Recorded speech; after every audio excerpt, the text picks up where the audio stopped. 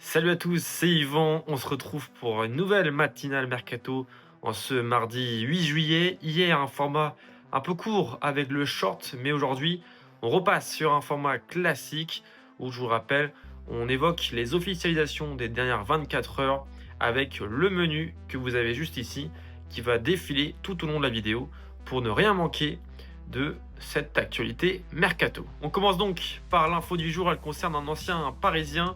Vous l'avez vu à la miniature, c'est Marco Verratti, le milieu italien, qui change de club mais pas de pays. Il s'est engagé en effet avec Al Dohaïl, club qatari, et ne revient donc pas en Europe. Là-bas, il retrouvera d'autres joueurs passés par la Ligue 1, comme Youssouf Sabaly, arrivé du Betis Séville, ou encore l'ancien Rennais Benjamin Bourigeaud, Jamel Belmadi, le coach. Et puis il y aura également au milieu de terrain un certain Luis Alberto, ancien joueur de la Lazio. Voilà un effectif taillé pour essayer de récupérer le titre de champion la saison prochaine. Mais c'est clair que c'est un choix assez regrettable pour l'Italien qui n'a que 32 ans et qui aurait sans doute encore donné de bons services à pas mal de clubs en Europe, notamment en Italie. En Ligue 1, l'info importante, elle concerne le RC Lens, comme souvent depuis le début de Mercato, mais ça concerne le poste de gardien. Après Robin Risser, cette fois-ci, c'est Régis Gardner d'Amiens, où il a fait quand même une grande partie de sa carrière, a décidé de rejoindre donc les 100 et or, où il sera la doublure, du moins le concurrent de Robin Risser. Donc Lens recrute deux joueurs qui évoluaient en Ligue 2 la saison passée.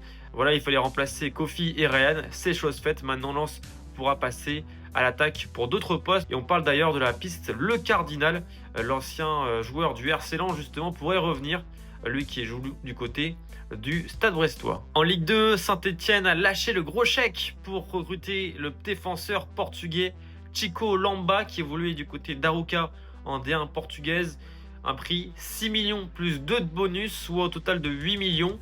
Il devient ainsi la troisième plus grosse recrue de la Ligue 2 après Georges Mikotadze et Lucas Ocampos qui avait été recruté par Monaco.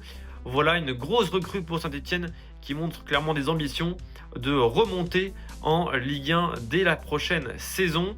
On rappelle que Saint-Etienne n'a toujours pas vendu Zuriko Davitashvili ni Lucas Tassin, un temps courtisé par pas mal de clubs.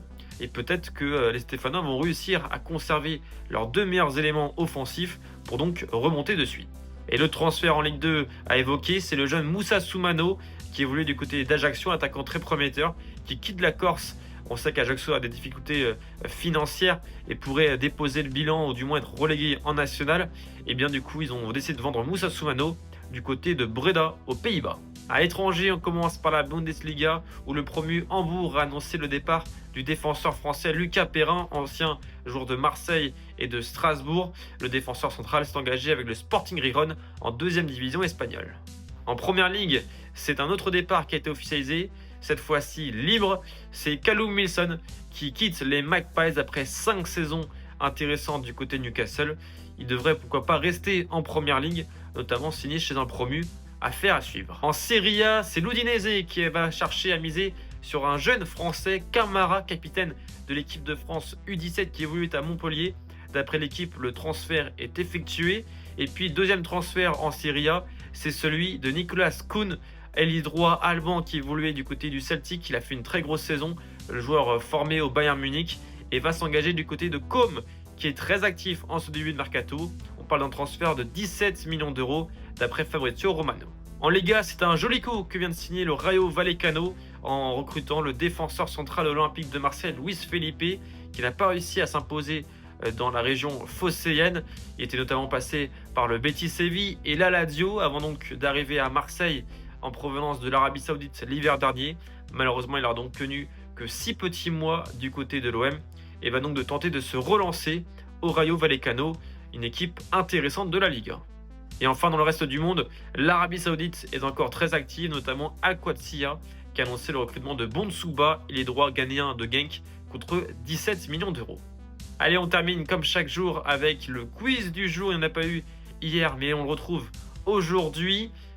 Pour rappel, c'est simple, je vous fais deviner un joueur ou un ancien joueur qui a fait l'actualité en ce 8 juillet, mais pas forcément de cette année, ça peut être des 10, 20 ou 30 dernières années, avec l'aide de 3 petits indices, et vous devez mettre en commentaire le nom du joueur si vous l'avez trouvé. Le premier indice, c'est que j'ai failli jouer pour l'Angleterre. Le deuxième indice, c'est que j'ai inscrit 3 buts et délivré 2 passes décisives lors de la Coupe du Monde des clubs.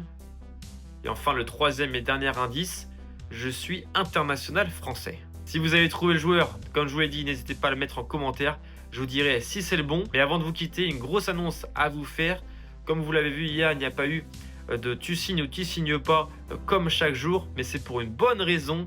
Ce soir à 21h, il y aura un gros live Mercato avec Mercato Club à suivre sur TikTok. On va bien évidemment revenir sur les rumeurs des 24 mais aussi 48 dernières heures. Donc pour me rattraper de la vidéo qui n'est pas sortie. Donc n'hésitez pas dès maintenant à vous abonner sur TikTok à Yvan Parle Foot 1 ou sur le compte TikTok de Mercato Club. Voilà, vous pourrez donc nous retrouver en live pendant plus de 2 heures et on échangera en débattant donc sur oui ou non c'est un bon choix et si oui ou non on signe ou pas.